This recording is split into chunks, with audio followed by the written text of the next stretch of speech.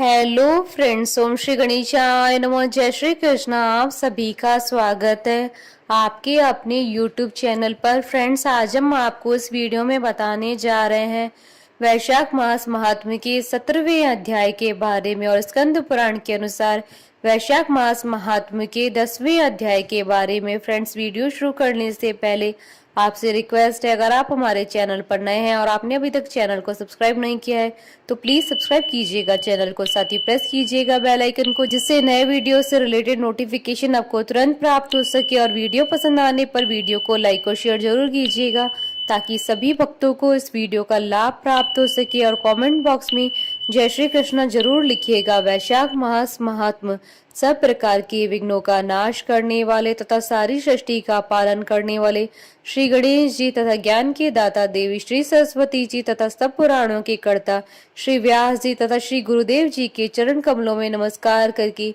भगवान की श्रद्धा और भक्ति रस में डूबे हुए वैशाख मास महात्म्य की कथा कहती हूँ। वैशाख मास के महात्म्य से एक सर्प का उद्धार और वैशाख धर्म के पालन तथा राम नाम जप से व्याध का वाल्मीकि होना। श्रुतदेव जी कहते हैं, तदंतर व्याध सहित शंख मुनि ने विस्मित होकर पूछा, तुम कौन हो और तुम्हें यह दशा कैसे प्राप्त हुई थी? सर्प ने कहा, पूर्व जन्म में मैं प्रयाग का एक ब्राह्मण था। मेरे पिता का नाम कुशीद मुनि और मेरा नाम रोचन था। मैं धनाढ्य अनेक पुत्रों का पिता और सदैव अभिमान से दूषित था। बैठे बैठे बहुत बकवाद किया करता था। बैठना, सोना, नींद लेना, मैथुन करना, जुआ खेलना, लोगों की बातें करना और सूद लेना, यही मेरे व्यापार थे। मैं लोक निंदा से डरकर नाम मात्र के शुभ कर्म करता था, सो भी दंभ के साथ। उन कर्मों में मेरी श्रद्धा नहीं थी। इस प्रकार मुझ दुष्ट और दुर्बुद्धि के कितने ही वर्ष बीत गए।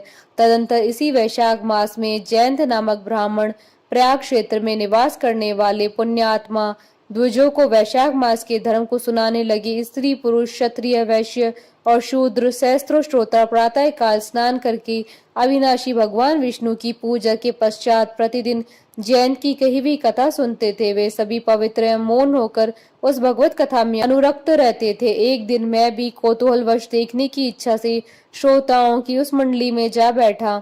मेरे मस्तक पर पगड़ी बंधी थी, इसलिए मैंने नमस्कार तक नहीं किया और संसारी वार्तालाप में अनुरक्त हो कथा में विघ्न डालने लगा। कभी मैं कपड़े फैलाता, कभी मैं किसी की निंदा करता और कभी जोर जोर से हंस पड़ता था। जब तक कथा समाप्त हुई तब तक मैंने इसी प्रकार समय बिताया। तत्पश्चात दूसरे दिन सन्निपात रोग से मेरी मृत्यु हो गई। मैं तपाए हुए शीशे के जल से भरे हुए हलाहल नरक में डाल दिया गया और 14 मनवंतरों तक वहां यातना भोगता रहा। उसके बाद 84 लाख योनियों में क्रमशः जन्म लेता और मरता हुआ मैं इस समय क्रूर तमोगुणी सर्प होकर इस वृक्ष के खोखले में निवास करता था। मुने, सौभाग्यवश आपके मुखारविंद से निकली हुई अमृतमयी कथा को मैंने अपने दोनों नेत्रों से सुना, जिससे तत्काल मेरे सारे पाप नष्ट हो गए। मुनि श्रेष्ठ, मैं नहीं जानता कि आप किस जन्म के मेरे बंधु हैं, क्योंकि मैंने कभी किसी का उपकार नहीं किया तो भी मुझ पर आपकी कृपा हुई। जिनका चित्त समान है, जो सब प्राणियों पर दया करने वाले साधु पुरुष हैं, उनमें परोपकार की स्वाभाविक प्रवृत्ति होती है। उनकी कभी किसी के प्रति विपरीत बुद्धि नहीं होती। आज आप मुझ पर कृपा कीजिए, जिससे मेरी बुद्धि धर्म में लगे। देवादिदेव भगवान विष्णु की मुझे कभी विस्मृति न हो और साधु चरित्र वाले महापुरुषों का सदा ही संग प्राप्त हो। जो लोग मद से अंधे हो रहे हों, उनके लिए एकमात्र दरिद्रता ही उत्तम अंजन है। इस प्रकार नाना भांति से स्तुति करके रोचन ने बार बार ऋषि शंख को प्रणाम किया और हाथ जोड़कर चुपचाप उनके आगे खड़ा हो गया। तब ऋषि शंख ने कहा, ब्राह्मण, तुमने वैशाख मास और भगवान विष्णु का महात्म्य सुना है।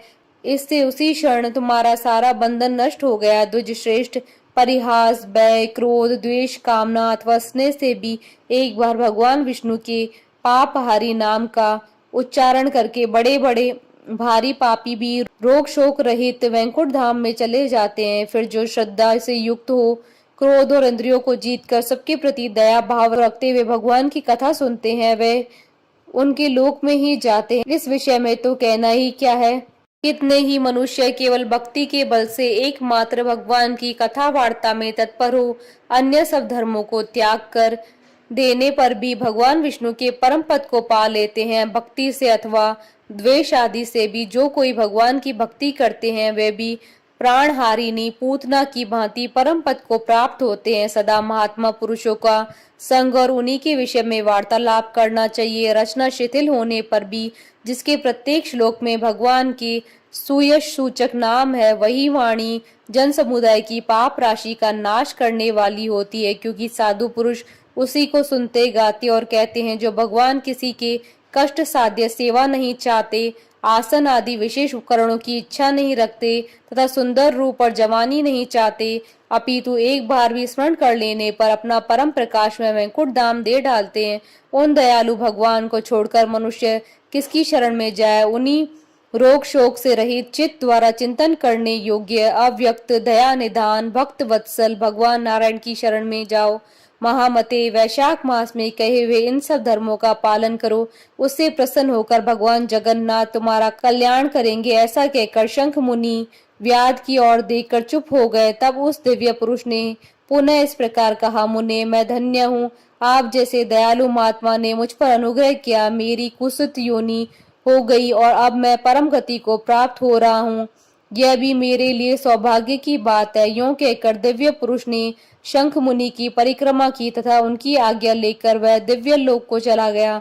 तदंतर संध्या हो गई। व्याध ने ऋषि शंख को अपनी सेवा से संतुष्ट किया और उन्होंने सायंकाल की संध्या उपासना करके शेष रात्रि व्यतीत की। भगवान के लीला अवतारों की कथा वार्ता द्वारा रात व्यतीत करके शंख मुनि ब्रह्म मुहूर्त में उठे और दोनों पैर धोकर मौन भाव से तारक ब्रह्मा का ध्यान करने लगे। तत्पश्चात शौच आदि क्रिया से निवृत्त होकर वैशाख मास में सूर्योदय से पहले स्नान किया और संध्या तर्पण आदि सब कर्म समाप्त करके उन्होंने हर्ष युक्त हृदय से व्याध को बुलाया। बुलाकर उसे राम इस 2 अक्षर वाले नाम का उपदेश दिया, जो वेद से भी अधिक शुभकारक है। उपदेश देकर इस प्रकार कहा, भगवान विष्णु का एक नाम भी संपूर्ण वेदों से अधिक महाशक्तिशाली माना गया है। ऐसे अत्यंत नामों में से अधिक भगवान विष्णु के सहस्त्र नाम उस सहस्त्र नाम के समान राम नाम माना गया है।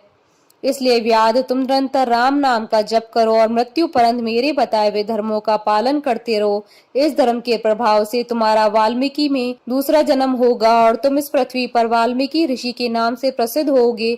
व्याध को ऐसा आदेश देकर मुनिवर शंख ने दक्षिण दिशा को प्रस्थान किया। व्याध ने भी शंख मुनि की परिक्रमा करके बार बार उनके चरणों में प्रणाम किया और जब तक वे दिखाई दिए तब तक उन्हीं की ओर देखता रहा। फिर उसने अति योग्य वैशाखों युक्त धर्मों का पालन किया। जंगली कैद, कटल, जामुन और आम आदि के फलों से राह चलने वाले थके मांदे पथिकों को वह भोजन कराता था। जूता, चंदन, छाता, पंखा आदि के द्वारा तथा बालू के बिछावन और छाया आदि की व्यवस्था से पथिकों के परिश्रम और पसीने का निवारण करता था। प्रातःकाल स्नान करके दिन रात राम नाम का जप करता था। इस प्रकार धर्मानुष्ठान करके वह दूसरे जन्म में वाल्मीकि का पुत्र हुआ। उस समय वह महायशस्वी वाल्मीकि के नाम से विख्यात हुआ। उन्हीं वाल्मीकि जी ने अपने मनोहर प्रबंध रचना द्वारा संसार में दिव्य राम कथा को प्रकाशित किया, जो समस्त कर्म बंधनों का उपच्छेद करने वाली है। मिथिला पते, देखो वैशाख का महात्म कैसा ऐश्वर्य प्रदान करने वाला है, जिससे एक व्याध भी परम दुर्लभ ऋषि भाव को प्राप्त हो गया। यह रोमांचकारी उपाख्यान सब पापों को नाश करने वाला है। जो उसे सुनता और सुनाता है वह पुनः माता के स्तन का दूध पीने वाला नहीं होता है। इति श्री स्कंद पुराण महात्म का 10वां अध्याय संपन्न हुआ। बोलिए भगवान विष्णु की जय, सनातन धर्म की जय। हमारे साथ इस वीडियो में अंत तक बने रहने के लिए आपका धन्यवाद। ओम श्री गणेशाय नमः। जय श्री कृष्णा।